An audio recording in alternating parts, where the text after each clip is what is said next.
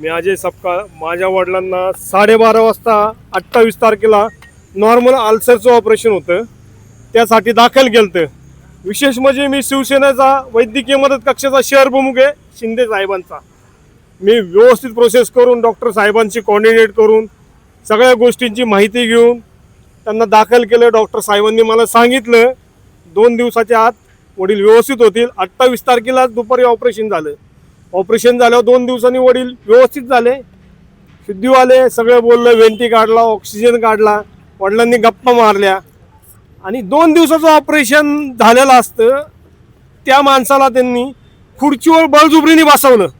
आणि बसवल्यानंतरनं ते त्यांचे टाके होते 20-25, त्यातले 7-8 टाके तुटले. तुटल्यानंतरनं टाक्यांनी डॉक्टरांनी काही आम्हाला सांगितलं नाही. इन्फेक्शन आहे बॉडीत. त्या संध्याकाळी त्यांनी वडिलांना सिटी स्कॅनवर देणं अक्षरशः आपटलं. हे डॉक्टर फ्रॉड आहे का कुणाला काही माहित नाही. लिहून दिलं. डॉक्टर येतो, एक नवीन डॉक्टर येतो, ट्रीटमेंट देतो, तो मास्क लावून आलेला असतो, गळ्यातून निघून जातो. अक्षरशः आमच्या वडिलांना एवढा त्रास झाला. त्या डॉक्टरांना म्हणलं अल्सरचं ऑपरेशन आहे, त्यांनी त्यांचा फुफ्फुसात पाणी झालं सांगितलं, पण शेवटपर्यंत मला सांगितलं ना इन्फेक्शन आहे. आतड्यांचं त्यांचं ते जे टाके मारले ते टाके उसवलेत, त्यांनी शेवटपर्यंत नाही सांगितलं. त्यांच्या पोटातनं एअर बाहेर होती बुडबुड्या, तरी शेवटपर्यंत नाही सांगितलं. फक्त इन्फेक्शन आहे, इन्फेक्शन आहे, इन्फेक्शन आहे. हा फोटो बघा, हा आतड्यांचा फोटो माझ्या बापाचा. पेशंट डायलिसिस वर नेला पार तरी सांगितलं नाही. हे बघा 48 तासाचं डायलिसिस. हा फोटो. इन्फेक्शन असताना पेशंटची ट्रीटमेंट चालू आहे आणि इन्फेक्शन चालू आहे असं कंटिन्यू सांगत होते. फुफ्फुस गेले म्हणले, किडन्यांवर आलाय, तुमच्या लिव्हरला प्रॉब्लेम झालाय, हळूहळू करत असं डायलिसिसवर आणलं. आणि शेवटी माझ्या वडिलांना आज सकाळी 8 डॉक्टरांनी बसून छाती फोडून टाकली, दाबून दाबून चाप केला छातीचा. माझ्या बापाचा व्हेंटिलेटर त्यांनी फुटून गेला इकडून. माळकरी बाप, माझा बाप माळकरी. काही कारण सांगून या हॉस्पिटलला घोडा लावल्याशिवाय राहणार नाही. शिंदे साहेब, मी तुम्हाला सांगतोय, मी शिवसेनेचा शहर प्रमुख असून जर तुमच्या कार्यकर्त्याला अन्याय मिळतोय तर सर्वसामान्यांचं काय हाल होत असेल. आज आपण तोडफोड केली आहे, काय नेमकी भूमिका आहे आपली? आम्हाला माहित नाही तोडफोड कोणी केली, पण सर्वसामान्य माणसाला रोज मारण्याचं यांचं काम आहे. पैसे घेतात, उकळतात, इन्शुरन्स पास करतात आणि मारून टाकतात माणसाला. ते बोरावके डॉक्टर कोण आहे, चाकणे कोण आहे, काही मॅनेजमेंटची संबंध नाही.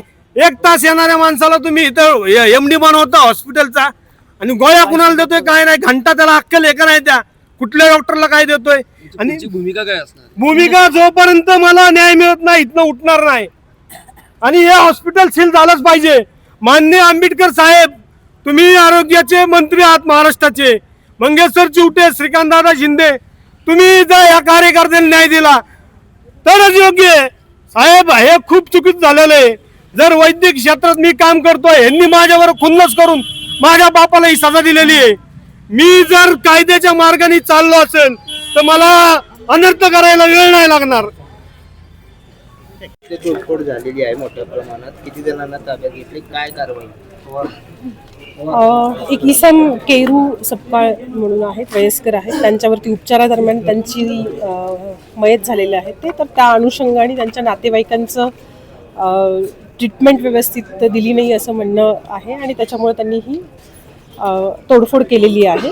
तर त्याच्या संदर्भात त्यांचं जे म्हणणं आहे तर ते आपण रेकॉर्डवरती घेत आहोत. त्यांच्या भावनांशी आम्ही सहमत आहोत, पण तरीसुद्धा जे हे ट्रीटमेंटबद्दल जे काय त्यांचं म्हणणं होतं तर त्यांनी ते प्रॉपर सांगणं आणि त्याच्यासाठी लिगल प्रोसिजर जी आहे मेडिकल कमिटीसमोर त्यांचे पेपर्स पाठवले जातील आणि इतर कारवाई केली जाईल.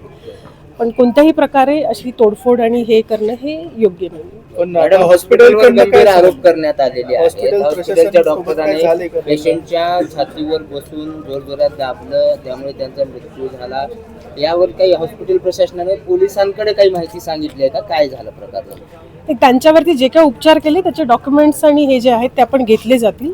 काही निग्लिजन्स असेल तर त्या अनुषंगाने त्यांच्यावरती जी पुढची जी आहे तर ती कारवाई होईल. पण आता सध्या ते पेपर्स घेणं आणि त्याच्यानंतर त्या कमिटीकडे पाठवून पुढची कारवाई केली जाईल.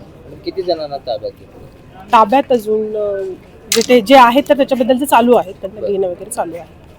ठीक. CCTV बघितल्या आपण, काय नेमका प्रकार घडलाय? किती लोक होते तोडफोड करायला? ते CCTV बघणं सुरू आहे. थोड्या वेळात आपल्याला पूर्ण डिटेल कळवली गुन्हा जाईल. दाखल होणार?